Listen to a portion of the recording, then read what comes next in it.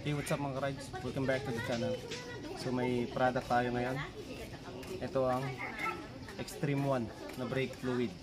So itong brake fluid na to, .4 siya, tapos compatible siya sa mga yan, NMAX, Aerox, yung mga mas modern na motor ngayon. Okay? So ito, unboxing at review tayo ng product na to. Okay? Tara! So yan mga ka-rides, bali ito nga pala yung ating Extreme One synthetic brake fluid. So .4 siya, tapos ang maganda kasi rito, yan. So nilagay dito yung certification niya na okay gamitin to. Then isa pa, mapapansin nyo rito, meron siyang manufacturing date tsaka expiration date. So itong synthetic brake fluid natin ng Extreme One, may 3 years siyang lifespan. Okay? So pag hindi yon ginagamit. Pero once na nagamit to, ang advice ko lang, dapat within 2 years nakapagpalit na kayo ng brake fluid. Okay? So testingin natin to, tapos check natin kung gaano kaganda to. Tara. So dito, check natin kung ano na ang status ng ating brake fluid. Okay. Yung pinakaiwasan nyo lang, matapunan kahit anong motor parts natin dito. Yan. Okay, kung mapapansin nyo dyan, tignan nyo. Diba? Kala nyo maputi pa siya, pero wala kasi din sa kulay yan. Kasi gagamitan natin siya ng tester. Ito nga pala yung yan, brake fluid tester natin.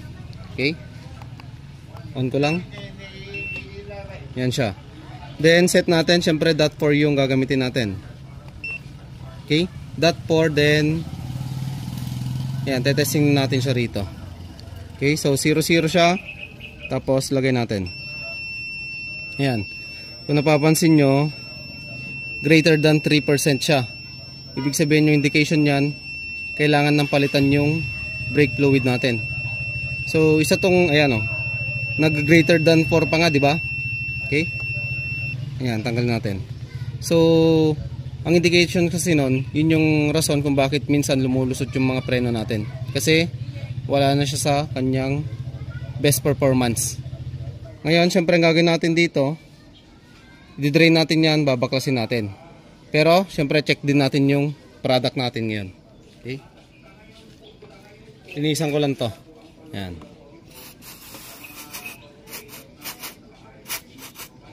Okay. Linis. Okay. Nasan ko lang. Testingin na natin tong synthetic brake fluid ng Extreme One. Yan. So pag nag greater than 3 to, pangit tong brake fluid natin. Yan, bagong bago to, no? Tapos ito yung tsura nya. Okay.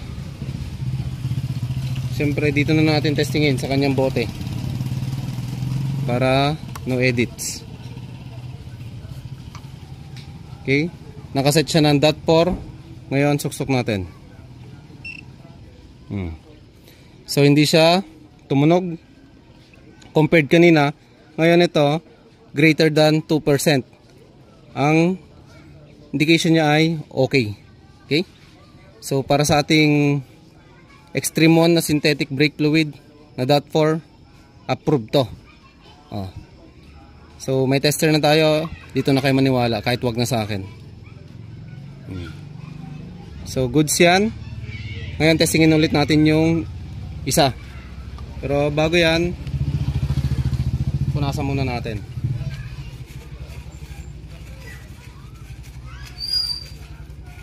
Yan, dito tayo sa preno natin. Okay, 0, 0. Testing. Tumutunog. Nagwa-warning siya. Kaya need nang palitan yung brake fluid nito. Okay? So yan mga ka-rides, para sa ating Extreme One synthetic brake fluid, approved to para sa atin. Hindi lang basta sa akin, tester na mismo ang nagsabi. Okay? So kaya sa mga gustong bumili, andyan lang yung link. Pwede nyong bisitahin sila, tapos ayan, pwede kayong bumili. Yan, basta Extreme One, #1 yan. Ride safe. Peace.